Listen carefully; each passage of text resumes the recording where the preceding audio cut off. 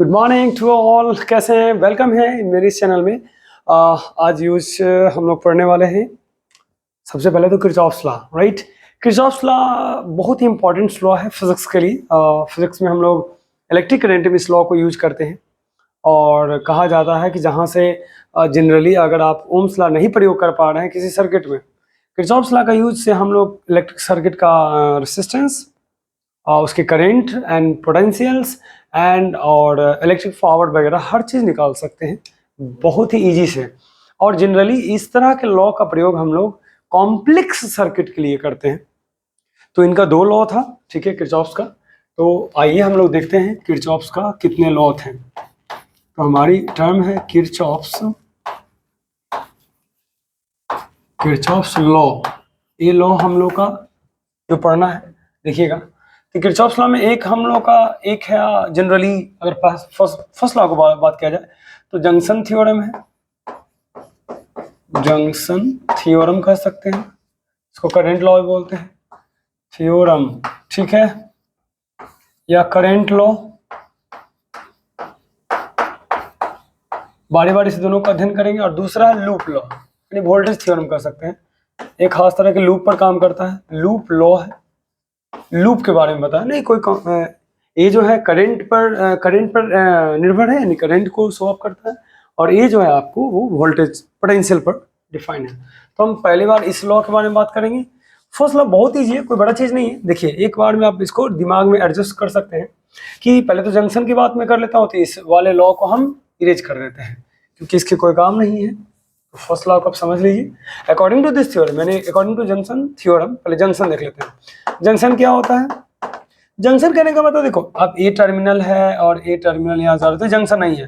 तीन और तीन से ज्यादा का मैं ले लेता हूँ, नहीं तो junction it is the point या टर्मिनल कह सकते हैं, टर्मिनल इन एनी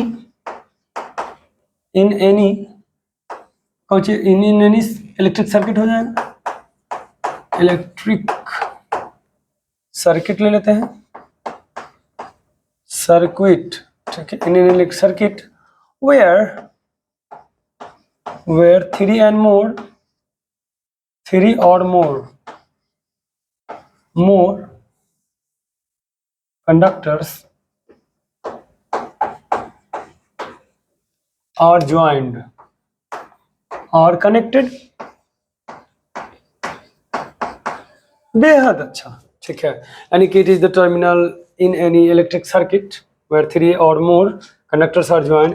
जहां तीन से ज्यादा कंडक्टर ज्वाइन होंगे उसको हम लोग कह सकते हैं कि किरचॉफ्स लॉ है।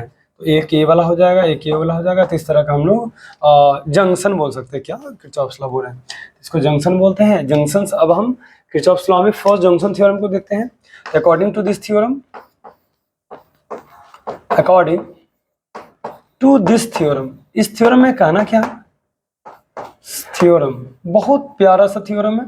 थ्योरम इसमें कहना ये चाहता है कि इस थ्योरम में किसी भी टर्मिनल पर जितने भी करंट इंटर्स कर रहे हैं और उस टर्मिनल से जितने भी करंट बाहर जा रहे हैं, सभी करंटों का अलजेब्रिक सम 0 के बराबर होता है। यानी कि कहने का मतलब है कि अकॉर्डिंग टू दिस थ्योरम, अगर इस थ्योरम की अगर बात करें तो हो जाएगा all the current sum of, according to this theorem, the algebraic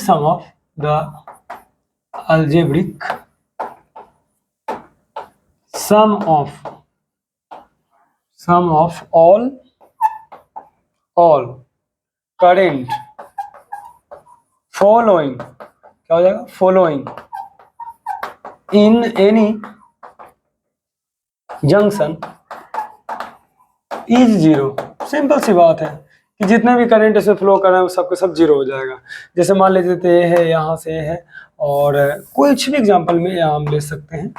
यहाँ मान लीजिए कि कितने करंट हैं तो उस समय रेसिस्टर भी जोड़ सकते हैं। ऐसी कोई बात नहीं है कि रेसिस्टर भी एडेड किया जा सकता है हर एक में। इस तरह से पॉइंट्स में आप कर सकते हैं। मान लीजिए कि I1 है और ये I2 है, ये I3 है और ये I4 है। तो ये जो इंटर्स कर रहा है, मानने में के लिए क्या जाता है, ये भी इंटर्स कर रहा है और ये बाहर जा रहा है, ये भी बाहर जा रहा है। तो दो इंटर्स कर रहे हैं ना, तो क्या हो जाएगा I1 प्लस I2, ठीक है। और जो दो बाहर जा रहे हैं उसको माइनस में लीजिए, तो I3 और क्या हो जाएगा I4 हो जाएगा, तभी तो आंसर 0 आएगा ना। 0 लाने का मतलब है कि इन दोनों का सम इसके सम के बराबर हो, यानी कहने का मतलब हम ये कहना चाह रहे हैं I1 प्लस I2 और माइनस I3 प्लस क्या हो जाएगा I4 ब्रैकेट में, तो क्या आंसर आएगा 0 आएगा, तभी ऐसा पॉसिबल है। तो ये माइनस लेने का क्या फंडामेंटल, हर बंदे को माइनस समझ में नहीं आते कि माइनस कैसे कर दिए। तो माइनस करने का मतलब ये है कि जो इंटर्स कर रहा है क्लॉकवाइज या एंटी क्लॉकवाइज मान सकते हैं। इंटर्स करेंट को कोई एक डायरेक्शन मानिए, करंट को अगर मान लेते हैं कि क्लॉकवाइज लेते हैं, क्लॉकवाइज लेते हैं, तो लिविंग करंट को क्या लीजिएगा, लिविंग करंट को क्या लेनी है, एंटी क्लॉकवाइज लेनी है, एंटी क्लॉकवाइज लेनी है, क्लॉकवाइज लेनी है, एंटी क्लॉकवाइज लेनी है। क्लियर है। तो एक क्लॉकवाइज होगा, एक एंटी क्लॉकवाइज होगा, यानी कहने का मतलब है कि जो अंदर जा रहा है उसको प्लस ले सकते हैं, जो लीव कर रहा है उसको माइनस ले सकते हैं। इस तरह से आपका थ्योरम क्लियर हो जाएगा। और इसी थ्योरम से एक और चीज जो क्लियर हो रहा है वो चीज हम देखते हैं। खैर इसको हम हटा देते हैं। ओके, कैसे? अब इस थ्योरम में एक चीज और देखिएगा कि अगर ध्यान से देखिएगा तो कुछ ऐसा ये बना हुआ है, हमने इसका एग्जांपल कुछ ऐसा लिया, यहाँ से ऐसा लिया। अब ये रेसिस्टर को नहीं मानते हैं तो इसको हम I1 I2, इसको हम I3, इसको I4 माने हैं, और मैंने इसकी डायरेक्शंस को इंटर्स करते हुए शो किया, इसको बाहर निकलते हुए शो किया। तो ये जो जा रहे हैं अंदर जा रहे हैं और ये बाहर निकल रहे हैं, तो हर एक बंदे को लगता है सर डायरेक्शन तो एक ही है ना, तो माइनस प्लस का क्या कहानी है? तो माइनस प्लस कहीं और से नहीं है, इसका खुद डेफिनेशन में ही छिपा हुआ है कि अलजेब्रिक सम जो होना चाहिए कितना होना चाहिए, 0 होनी चाहिए। अब 0 बंदा कोई बंदा करेगा तो कैसे करेगा, I1 ले लेगा, ठीक है, यहाँ से I1 मान सकता है, प्लस I2 ले सकता है, ठीक है। इसको चलिए जोड़ दिया, फॉर एग्जाम्पल मान लीजिए कि 5 एम्पियर आप ले लो और ये 6 एम्पियर लो, ठीक है, और इसको अगर 6 एम्पियर ले रहे हो तो इसको भी 5 एम्पियर ले लो।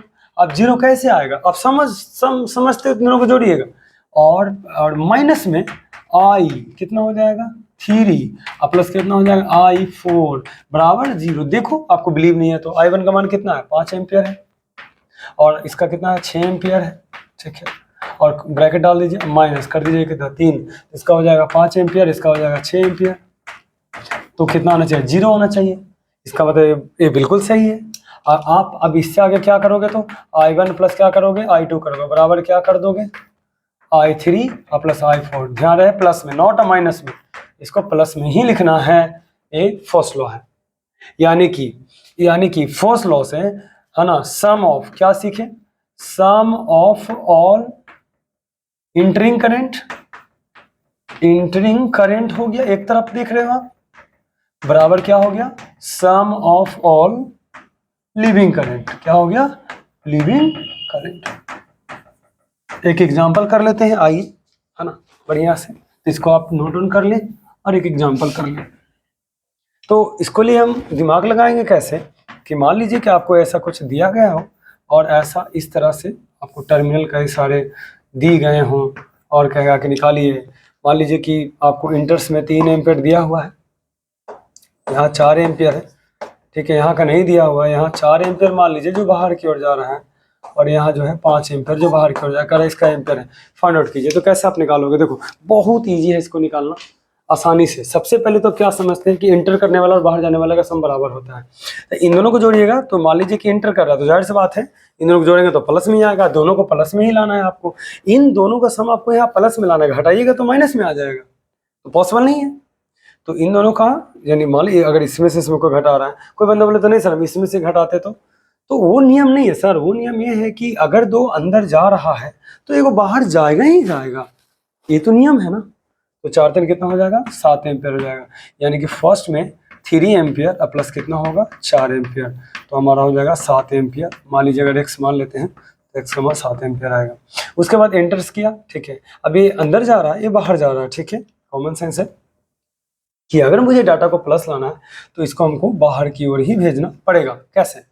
क्योंकि अगर हम इसको x मान लें, इसको डायरेक्शन को पीछे की ओर कर दें, तो देखिए क्या बदलाव आएगा, इन दोनों को जोड़ेंगे तो हो जाएगा कितना 7 4 7 एम्पियर, और कितना हो जाएगा, बराबर इक्वल टू हो जाएगा 4 एम्पियर और प्लस x एम्पियर। देखिए प्लस में आ रहा है, तो 7 एम्पियर में से 4 एम्पियर जाएगा तो कितना बचेगा, 3 एम्पियर बचेगा, यानी आ गया हमारा 3 एम्पियर आ गया। अब देखिएगा कि ए बाहर जा रहा है, तो जाहिर सी बात ए बाहर क्यों नहीं जाएगा, हमारा अगर प्लस में डाटा आता है तो सही है, नहीं तो करंट डायरेक्शन उल्टा हो जाएगा। तो हम 5 को जोड़ लेते हैं, यानी उल्टा डायरेक्शन है, पता साफ चल रहा है कि यहाँ उल्टा डायरेक्शन है, तो उल्टा के भी कर लेंगे। तो इन दोनों को जोड़ेंगे, 5 एम्पियर और 1 एम्पियर को जोड़ दीजिए, एम्पियर है इसको x मान सकते हैं, बराबर 1 एम्पियर जोड़ेगा तो I है, बराबर कितना है 3 एम्पियर है, तो I बराबर हो गया 3 माइनस आपको 3 माइनस 5 एम्पियर, तो I बराबर हो गया -2 एम्पियर, यानी करंट हमारा उल्टा डायरेक्शन में चला गया। यानी कि हम यहाँ से और भी दिमाग लगा सकते हैं प्लस लाने के लिए, कभी कभी हमारे डायरेक्शन से उल्टा आ जाते हैं, तो उसका लिए कोई दिक्कत नहीं है, आप प्लस में भी आंसर ला सकते हैं, यानी कि हमारा डायरेक्ट करंट का डायरेक्शन ऐसे होना चाहिए। और एक और आइडियोलॉजी हम ये यूज करते हैं कि आप अगर यहाँ डायरेक्शन ऐसे रखते हैं, यानी ऊपर की ओर रखते हैं, तो हमारा 4 3 7 हो जाएगा, यानी ऊपर की ओर हो जाएगा। यानी मान लीजिए कि इस डायरेक्शन में यहाँ से एक थोड़ा सा हम दिमाग ऐसे लगा सकते हैं, अगर ऊपर की ओर होता तो यहाँ कितना होता, इधर की ओर होता तो 4 3 7 हो जाता। तो ये सही है, लेकिन डायरेक्शन हमारा उल्टा कर दिया, इसलिए थोड़ा गड़बड़ हो गया।